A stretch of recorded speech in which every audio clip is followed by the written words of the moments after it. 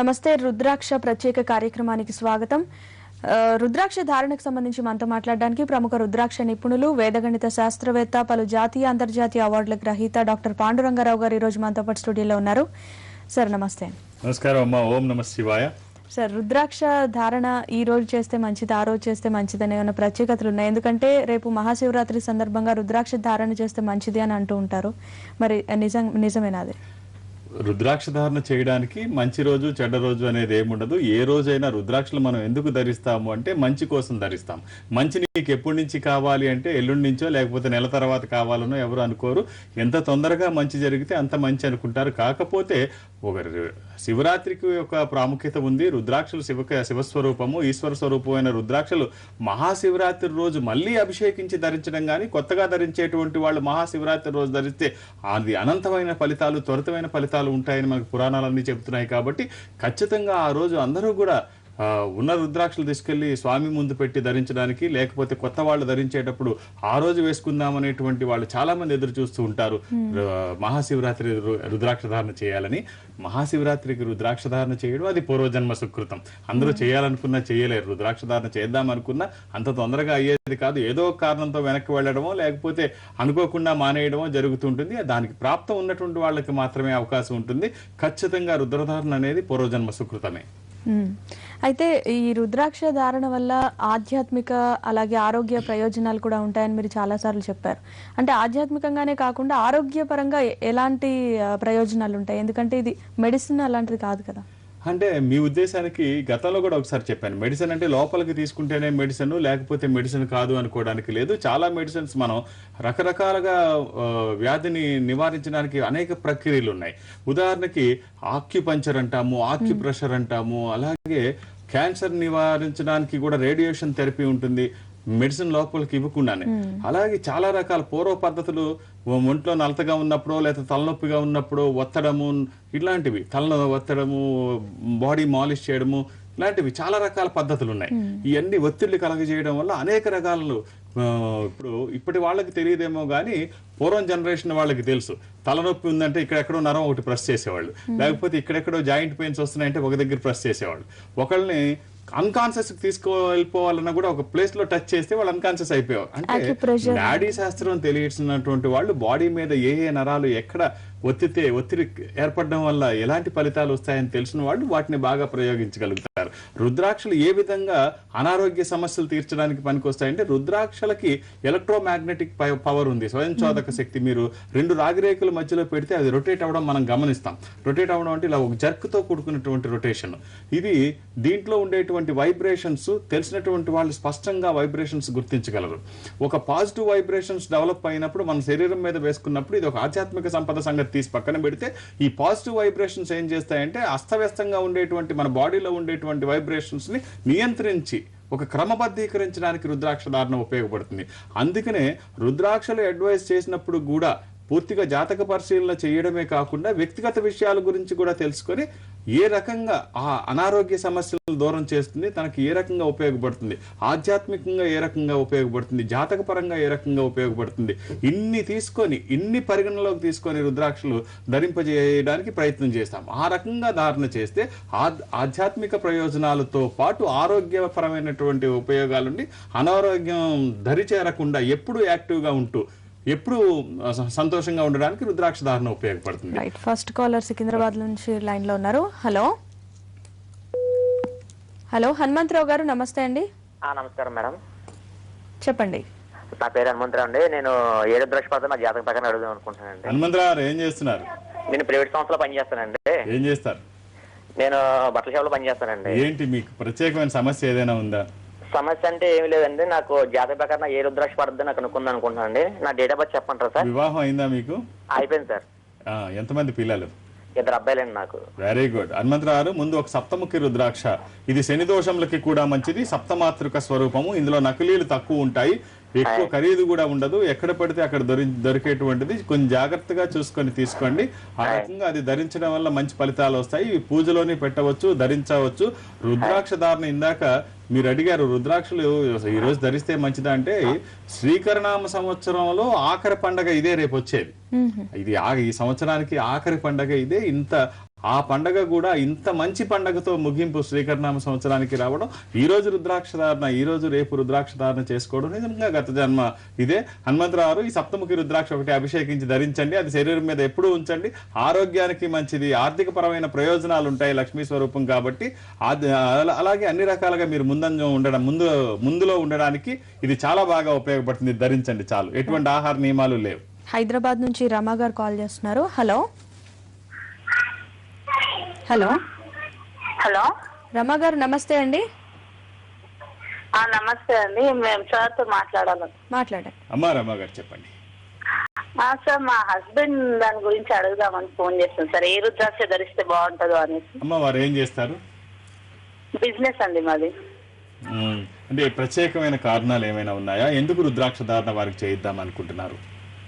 కొంచెం business dull గా ఉంది, కొంచెం మంచిగా అవుతుందేమో అనేసి ఉద్దేశంతో. డేట్ ఆఫ్ బర్త్ ఇస్తారమ్మా? ఒకసారి పూర్తిగా చెక్ చేసి చెప్తాను. 24/3/1978 అండి. 78. అవునండి.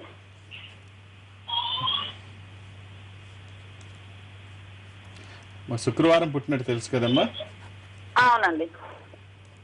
ఎంతమంది పిల్లలండి? ఇద్దరండి మాకు. పాఠ్యమి, కృష్ణపక్షం, బహుళ పాఠ్యమి, సింహరాశి. ఇప్పుడు మంచి పీరియడ్ స్టార్ట్ అవుతుందమ్మా. మీరు ఒక్క నెల రోజుల తర్వాత అంటే మార్చి నెల దగ్గర నుంచి వీరికి జాతక పరంగా చాలా మంచి పీరియడ్ స్టార్ట్ అవుతుంది. ఇప్పుడు మంచి పీరియడ్ లోనే ఉన్నారు, దానికి జస్ట్ బిఫోర్ ముందు ఉన్నారు అని చెప్పవచ్చు. ఇక్కడి నుంచి వారు ఏది చేసినా మంచిగానే ఉంటుంది, ఆందోళన చెందాల్సిన విషయం లేదు. వీరు ధరించాల్సినటువంటి రుద్రాక్షలు సప్తముఖి, అష్టముఖి, దశముఖి, ద్వాదశముఖి, ఏకముఖి అండి. 7 ముఖములు కలిగిన రుద్రాక్ష లక్ష్మీ స్వరూపము, శని దోషాలకి మంచిది. అష్టముఖి గణపతి స్వరూపము, దశముఖి విష్ణు స్వరూపము, ద్వాదశముఖి సూర్యనారాయణ స్వరూపము, ఏకముఖి రుద్ర స్వరూపం. ఈ 5 రుద్రాక్షలు కలయిక వీరికి అద్భుతమైన ప్రయోజనాలు కలిగించడమే, ఆర్థిక ప్రయోజనాలు, ఉన్నతమైన స్థితి కలగజేయడము, వ్యాపారంలో మంచి ఫలితాలు రావడం, ఆరోగ్యంగా బాగుండడం, ఒక మంచి జాతక పరంగా చాలా మంచి కాంబినేషన్ గా ఇది మనం చెప్పుకోవచ్చు. వారికి ఈ 5 రుద్రాక్షలు కలిసిన కాంబినేషన్ ని వారిని ధారణ చేయమనండి. లేకపోతే ఏవైనా 3 ధరించమని చెప్పండి, 5 వేసుకోలేకపోతే. అలా ధరించిన తర్వాత రాత్రి పడుకునేటప్పుడు తీసేయమనండి, ఉదయం స్నానం చేసిన తర్వాత తిరిగి ధరించమనండి. ఎటువంటి ఆహార నియమాలు లేవండి. రైట్, నెక్స్ట్ కాల్ హైదరాబాద్ నుంచి రాజేష్ గారు లైన్ లో ఉన్నారు. హలో హలో రాజేష్ గారు నమస్తే అండి. అవునండి, చెప్పండి. సార్తో మాట్లాడండి. రాజేష్ గారు చెప్పండి. సార్ నమస్తే సార్. నమస్కారం, చెప్పండి సార్. నేను ఎల్బీ నగర్ నుండి మాట్లాడుతున్నా సార్. చెప్పండి. రుద్రాక్షలు వేసుకోవాలనుకుంటున్నాను. ఇక్కడ ఇండో నేపాల్ రుద్రాక్ష ఆలయం అని ఉంది సార్, అక్కడ కూడా తీసుకోవచ్చు సార్? అంటే అది నాకు తెలియదండి, మా సంస్థ అలాంటి అది కూడా మీదేనా సార్? లేదండి, అలాంటిది ఏమి మాదేం కాదు. మాకు ఉన్నది హైదరాబాద్ లో ఒకే ఒక ఆధ్యాత్మిక సంస్థ. హైదరాబాద్ లో సోమాజిగూడలో మాత్రమే ఉంది, ఇంకా ఆంధ్రప్రదేశ్ లో ఎక్కడా లేదు. బెంగళూరులో కూడా ఇలాంటివి ఎక్కువ అవుతున్నాయని చెప్పి అక్కడ ఒకటి పెట్టడం జరిగింది బ్రాంచ్, అంతే తప్ప హైదరాబాద్ లో ఇంకెక్కడా లేవండి. అంటే అనొచ్చు మీరు అక్కడ తీసుకుంటే ఏమిటి తప్పు, నేను ఎవరిని ఎక్కడ ఫలానది మాదంటే ఒక ఆధ్యాత్మిక సంస్థ కాబట్టి నేను ధైర్యంగా చెప్పగలుగుతాను, ఇక్కడ అందరూ క్వాలిఫైడ్ ఉంటారు, మీరు ఎలా తీసుకున్నా పర్వాలేదు అని. కానీ ఇందులో ఎవరైనా చేయొచ్చు, చేయకూడదని ఏమీ లేదు. కాకపోతే దాంట్లో ఈ తెలిసి ఉండాలి. వారసత్వ సంపదగా ఇంట్లో వాళ్ళో లేకపోతే తెలిసిన వాళ్ళు ఆ పేరు పెట్టుకొని చేసినంత మాత్రాన ఏదైనా చేయొచ్చు, ఇది కరెక్ట్ కాదు. దాంట్లో సబ్జెక్టు ఉన్నవాళ్ళు మాత్రమే ఇందులో చేయగలుగుతారు. అలా చేసినటువంటి ఇదే మనకి ఫలితాలు వస్తుంటాయి. ఆ రకంగా పొందినటువంటి మాత్రమే మంచి ఫలితాలు వస్తాయి తెలుసుకొని ధరించడం వల్ల. లేకపోతే ఎలా పడితే అలా ధరించడమో, లేకపోతే సరైనవి ధరించకపోతే వాటి ప్రయోజనాలు ఏమీ ఉండదు. మన ధనం వేస్ట్ అవ్వడం, డబ్బు వృధా అవడమే తప్ప దాని ప్రయోజనం ఏ రకంగానే ఉండదు. మీరు ఎక్కడైనా తీసుకోవచ్చు, కాదన్నా. అయితే ఈ సంస్థను పోలిన సంస్థలు చాలా ఉండొచ్చు, ఎవరిని నేను పేరు పెట్టి మాట్లాడను. ఈ సంస్థకి మాత్రం ఒకే ఒకటి సోమాజిగూడ మెడినోవా కాంపౌండ్ లో మాత్రమే హైదరాబాద్ లో ఉంది, ఇంకెక్కడా లేదండి. రైట్. ఇక రుద్రాక్ష ధారణ వల్ల జాతక పరమైనటువంటి దోషాలు కూడా తొలగిపోతాయని కూడా అంటూ ఉంటారు. అది ఏ విధంగా? షార్ట్ బ్రేక్ తర్వాత చూద్దాం.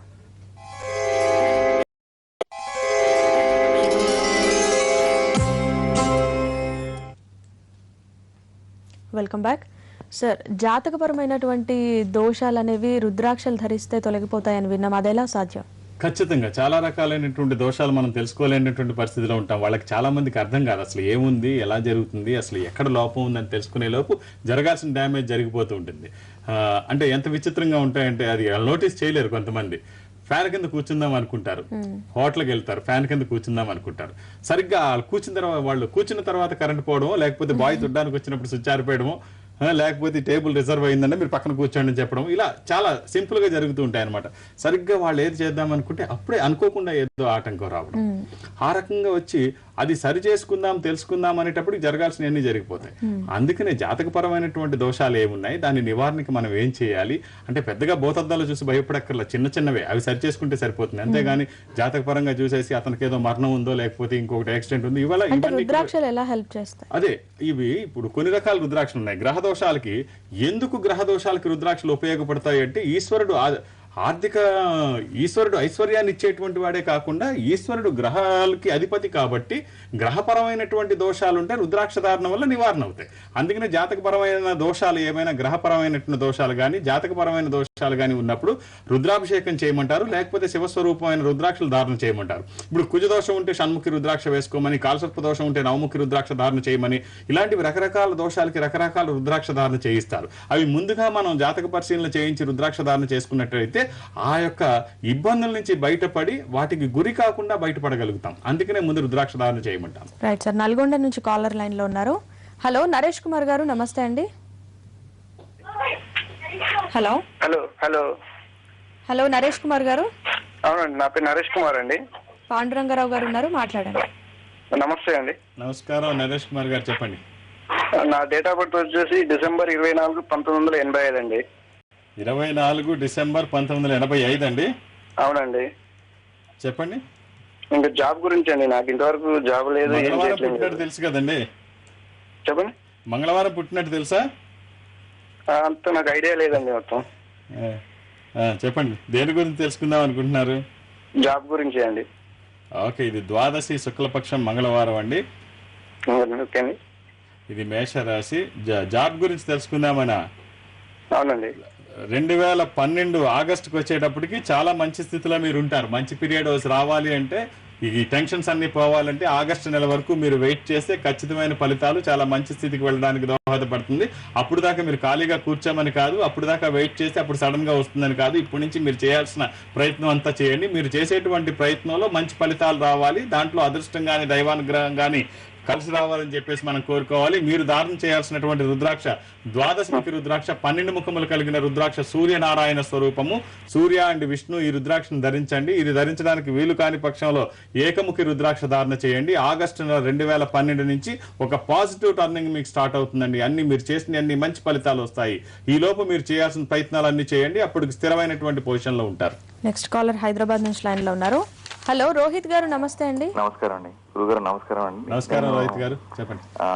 అది జాబ్ విషయంలో క్వశ్చన్ అడుగుదాం అనుకుంటున్నాను. ఏంటంటే నాకు జాబ్ బాగానే ఉంది కానీ ఆదాయం పెరగట్లేదు, అంటే శాలరీస్ పెరగట్లేదు బాగా. ప్లస్ ఇంకా నాకు వచ్చిన ఆదాయం కూడా మిగలట్లేదు యాక్చువల్గా.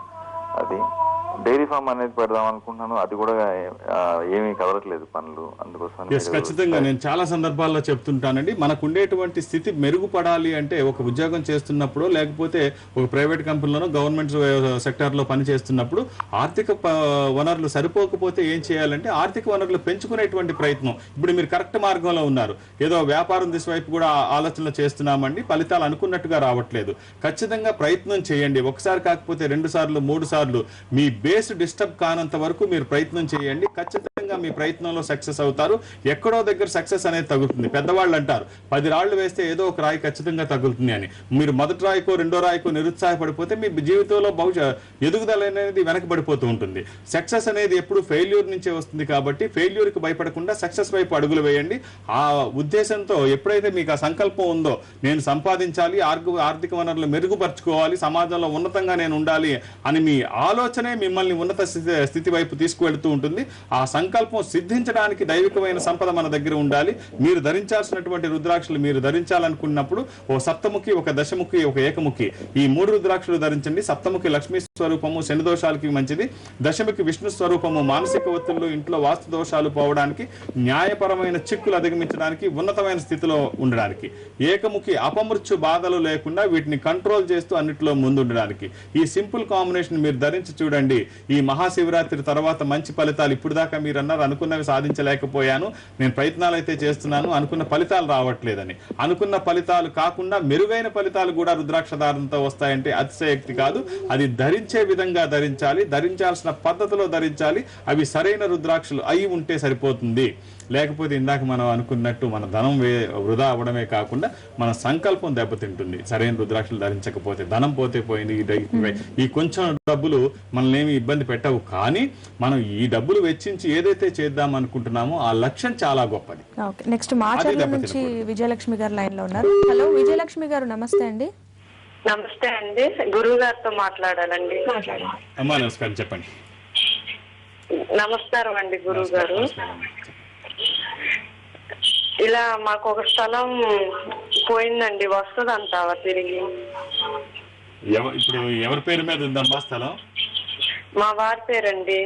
వారు ఏం చేస్తున్నారండి? వారి జాతక వివరాలు ఉన్నాయా? డేట్ ఆఫ్ బర్త్ ఉందా కనీసం? డేట్ ఆఫ్ బర్త్ అంటే లేదండి.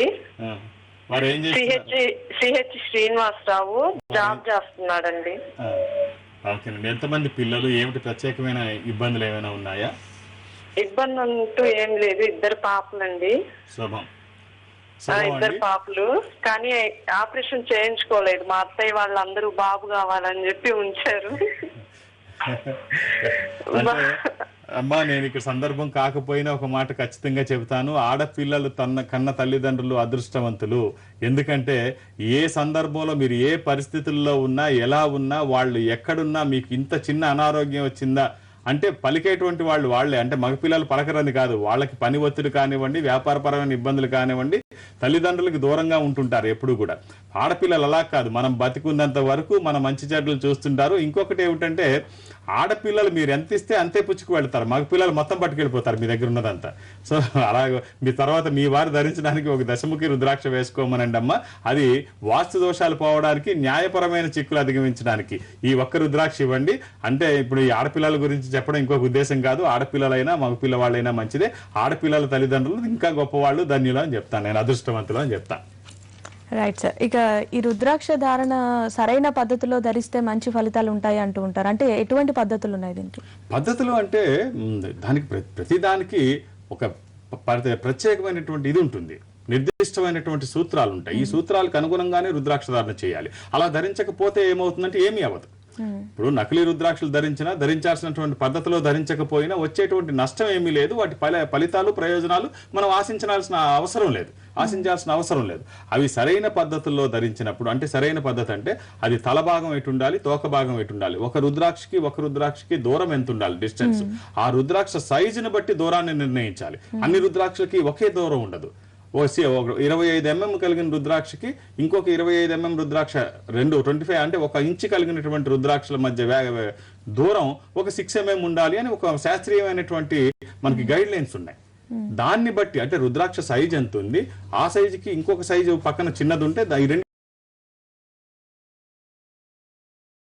మధ్యన దూరం ఎంత ఉండాలి, తల భాగం ఎటు ఉండాలి, తోక భాగం ఎటు ఉండాలి, అప్పుడు వైబ్రేషన్స్ ఎంత రిలీజ్ అయితే అది ఏ రకంగా పనిచేస్తుంది, అలా ఏ రుద్రాక్ష పక్కన ఏ రుద్రాక్ష ఉండాలి, ఇవన్నీ కూడా శాస్త్రీయమైన పద్ధతులు పరిగణలోకి తీసుకొని మనకి ధార్మికమైనటువంటి విషయాల్ని అవగాహన పరుచుకుంటూ ఈ గైడ్ లైన్స్ ని ఆధారంగా చేసుకుంటూ ఎదర వ్యక్తి యొక్క జాతక పరిశీలన చేసుకొని అవసరాలకి అనుగుణంగా రుద్రాక్ష ధారణ ఇవన్నిటినీ మన పరిగణలోకి తీసుకొని రుద్రాక్ష ధారణ చేయడం వల్ల అద్భుతమైన ఫలితాలు వస్తాయంటే ఆశ్చర్యం కాదు. నేను చాలా మంది ఇంతమందిని చూస్తున్నాను, ఇంత అద్భుతమైన ఫలితాలు సాధించడానికి కారణం ఏమిటంటే ఆ రకంగా ధరించడం వల్ల. ఏదో ఒక రుద్రాక్ష ధారణ చేస్తే మంచిదే కాదని నేను అనను. అవి నకిలీ కానంత వరకు ఎలా ధరించినా పర్వాలేదు, నకిలీ అయితే నష్టము లేదు, వాటి ప్రయోజనాలు ఉండవు, అంత తప్ప ఇంకేమీ కాదు. పద్ధతి ప్రకారంగా ధరిస్తే అన్ని రకాలుగా. అయితే రుద్రాక్ష ధారణ అనేది ఖచ్చితంగా మంచి ఫలితాలను ఇస్తుంది అంటారు.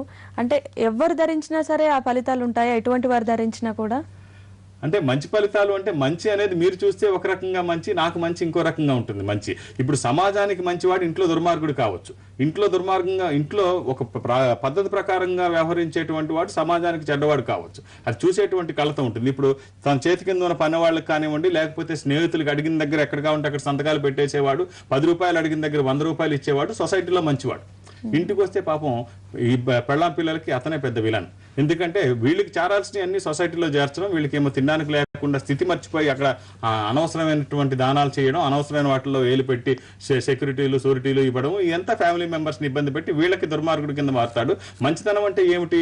మంచితనం అంటే స్థిరమైనటువంటి అభిప్రాయాలు కలగడం, తన అభిప్రాయాలు పక్క వాళ్ళకి నష్టం చేకూర్చకుండా ఉండడము, తన అభిప్రాయాల వల్ల సమాజానికి నష్టం కాకుండా ఉండడము, తన అభిప్రాయాల వల్ల తను ఎదుగుతూ పక్క వాళ్ళని ఫ్యామిలీ మెంబర్స్ అంతటిని పైకి తీసుకొచ్చేటువంటి అలాంటి వాడు గొప్పవాడు.